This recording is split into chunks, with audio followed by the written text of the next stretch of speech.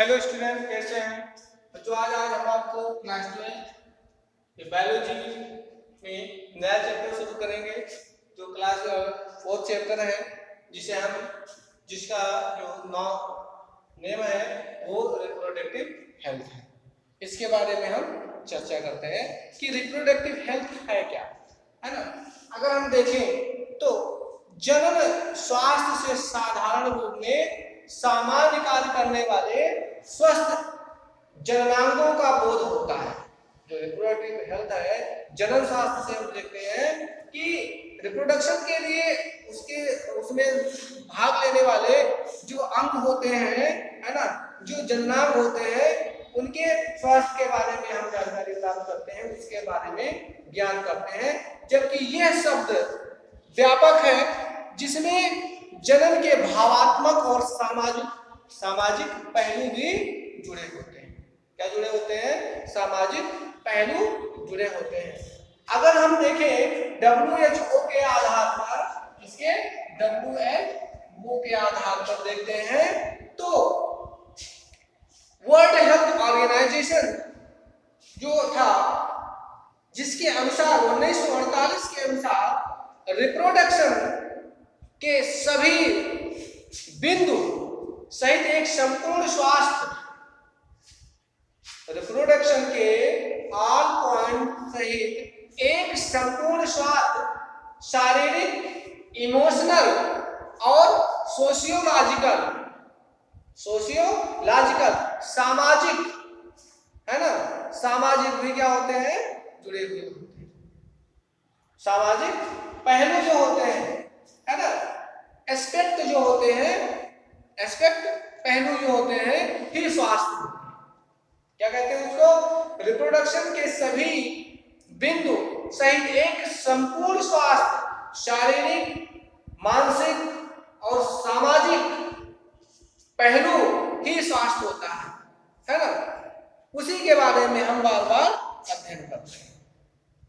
हम देखते हैं कि बाल्यावस्था में, किशोरावस्था में और वयस्कों की विशिष्टता और प्रजनन आयु के बाद स्त्री पुरुषों की स्वस्थ अवस्था को इंगित करता है और अगली पीढ़ी के स्वास्थ्य को प्रभावित करता है। यद्यपि यह भी देखा जाता है कि जनन स्वास्थ्य का संबंध सभी से है, जनन स्वास्थ्य का संबंध सभी से है, परंतु स्त्रियों में जनन वर्षों की अवधि में इसका विशेष महत्व होता है, विशेष महत्व होता है। वहीं हम क्या देखते हैं? इसकी समस्याओं के बारे में देखते हैं। जनन स्वास्थ्य main problems and strategy of reproductive health, यानी कि जनन स्वास्थ्य की प्रमुख समस्याएं और कार्यनीतियां क्या होती हैं, है ना, क्या चीज होती है, जो प्रॉब्लम्स होते हैं, है ना।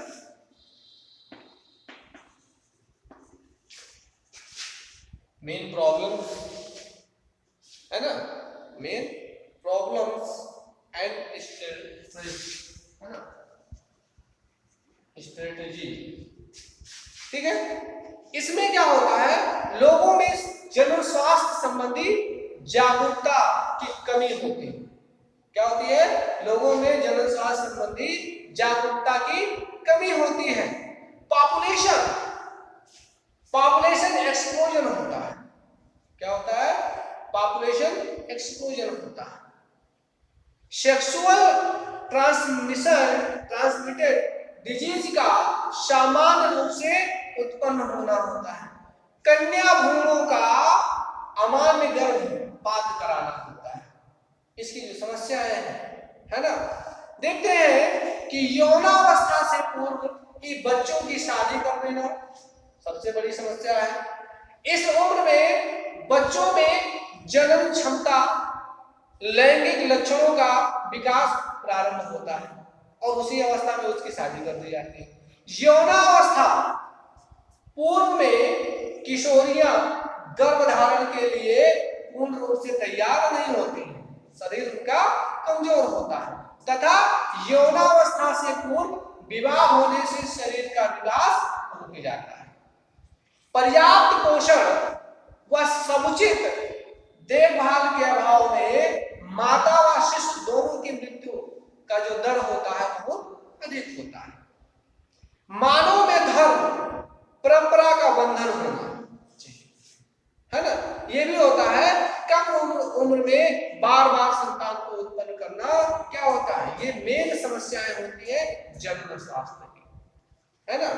हम देखते हैं कि उपरोक्त बिंदुओं पर जो हमने चर्चा किया है, इन बिंदुओं, इन योजनाओं को परिवार नियोजन के नाम से जाना जाता है ना, जहां पर जनन एवं शिशु स्वास्थ्य सेवा का कार्यक्रम के नाम से एक कार्यक्रम चलाया जाता है, जिसमें कम से कम संतानों को उत्पन्न किया जाता है और उनको तरह तरह की चीजों के बारे में बताया जाता है ना। तो ये इसकी कार्यनीतियां हैं, इसकी समस्याएं हैं। वहीं अगर हम देखें इन कार्यक्रमों में अनेक रूप चीजों को सम्मिलित किया गया, चाहे उसमें क्या हो, कौन सी चीज, संगर्भता, प्रसव में सुविधा, यौन संचय रोगों का निदान, गर्भ निरोधकों का प्रयोग, बांझपन आदि समस्याओं हेतु चिकित्सा सहायता सरकार द्वारा दी जा रही है। ठीक है, ये चीज होता है। गर्भ निरोध की उत्तम तकनीक का विकास किया गया है ना, जिससे जो अनावश्यक गर्भधारण की स्थिति बन जाती है उससे छुटकारा मिल सके, है ना। हम देखते हैं कि सेक्सुअली ट्रांसमिटेड डिजीज यानी कि यौन संचरित रोग, है ना, यौन संचरित रोग एंड देयर कंट्रोल, और इसके रोकथाम की बात करते हैं, इसके कंट्रोल और, है ना, उसकी बात करते हैं। तो हम क्या देखते हैं कि इसमें सिफिलिस जो डिजीज है उसमें क्या है, सिफिलिस है ना, सिफिलिस, ठीक है, सिफिलिस जिसे हम उपदंश कहते हैं, क्या कहते हैं, उपदंश कहते हैं। ये रोग, है ना, ये रोग जो होता है ट्रेपोनीमा पैडिल, है ना, ट्रेपोनीमा पैडिलम के संक्रमण से होता है। जो सिफिलिस रोग होता है वो ट्रेपोनीमा पैडिलम के संक्रमण से होता है, जिससे जननांगों में घाव बन जाते हैं, रोग पुटिकाओं का निर्माण होता है, खरोच, रुधिर स्राव, है ना, अंगाघात, पागलपन, ये सारी चीजें इसके अंतर्गत होती हैं। इसके उपचार के लिए, है ना, टेट्रासाइक्लिन और पेनिसिलिन दवा का प्रयोग किया जाता है। जो सिफिलिस रोग होता है, जिससे ये बहुत सारी समस्याएं, जो क्या कहते हैं, जो ट्रेपोनीमा पैडिलम नामक जीवाणु के द्वारा संक्रमण के कारण होता है, जिससे जननांगों में घाव बन जाते हैं, रोग पुटिकाएं हो, रोग जो छोटे छोटे दाने निकल आते हैं, खरोच, रुधिर स्राव और अंगाघात जैसी समस्याएं जो है उत्पन्न हो जाती है। इन समस्याओं से निदान पाने के लिए, छुटकारा पाने के लिए जो टेट्रासाइक्लिन दवा होती है और जो पेनिसिलिन होती है उसका प्रयोग किया जाता है ना, टेट्रासाइक्लिन और पेनिसिलिन। दूसरा जो होता है, तो पहला, दूसरा जो होता है जिसे हम क्या कहते हैं, जिसे हम गोनेरिया कहते हैं, गोनेरिया कहते हैं, जिसे हम हिंदी में सुजाक कहते हैं। क्या कहते हैं, सुजाक रोग कहते हैं। इस रोग को उत्पन्न करने वाला जो जीवाणु होता है वो नाइसीरिया गोनेरी होता है, गोनोरी होता है। नाइसीरिया गोनोरी के संक्रमण से ये जो है क्या होता है, रोग उत्पन्न होता है, जिसे, है ना, ये इससे जो प्रोस्टेट ग्लैंड है और है ना, एपिडाइलिस जो होता है वो संक्रमित हो जाता है ना। इसमें जो है स्त्रियों और पुरुषों के मूत्रमार्ग, ये जो है स्त्रियों और पुरुषों के मूत्रमार्ग में रहता है, जो संक्रमण के द्वारा, है ना, फैलता है, और इसकी अधिकता से क्या होता है, मूत्र त्याग के समय जलन व उदर शूल उत्पन्न हो जाता है। दर्द होना शुरू होता है, दर्द होता है ना। जब एक व्यक्ति से दूसरे व्यक्ति में जीवाणुओं का संक्रमण होता है तो वो क्या होता है, ये संक्रमण कैसे होता है, ये संक्रमण जो है संभोग के दौरान होता है, संभोग के दौरान ये रोग फैलता है। इस रोग के निदान के लिए पेनिसिलिन की दवा का उपयोग किया जाता है, पेनिसिलिन की दवा का प्रयोग करते हैं। वहीं हम क्लेमाइडिया की बात करते हैं। क्लेमाइडिया केवल लैंगिक रूप से संचरित रोग है जो क्लेमाइडिया ट्राइकोमेटिस के नामक जीवाणु के द्वारा फैलता है ना। इससे इस रोग है ना, इसके द्वारा जो है मूत्र मार्ग शोथ, अभिवृषण शोथ जैसी समस्याएं, जो गंभीर समस्याएं उत्पन्न होती है, गर्भाशय ग्रीवा शोथ है ना, जो स्त्रियों में उत्पन्न होता है। इस रोग में मूत्र त्याग हुआ जननांगों से अनेक अन्य जो पदार्थ होते हैं जो निकलते हैं है ना, उसके निकलने के समय इसमें जलन होती है।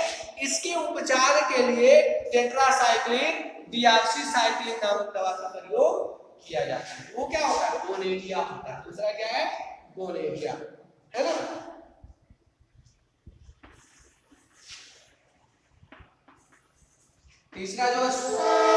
तीसरा क्लेमाइडिया।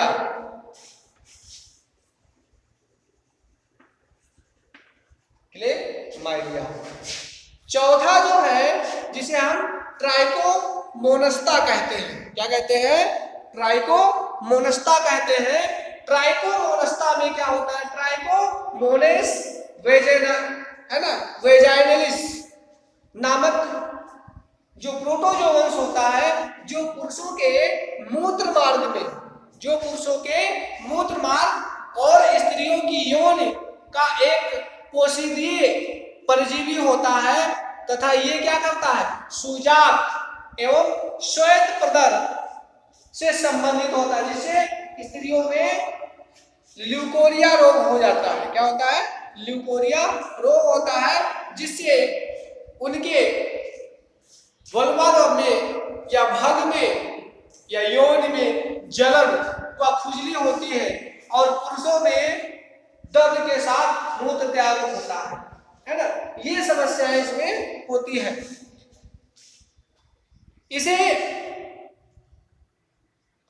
इसके उपचार के लिए कुछ ऐसे औषधियां हैं जो दिए जाते हैं, है ना। हम अगला देखते हैं। अगला देखने के पहले ये जितना बताया गया है उसको आप तैयार करें। Thank you.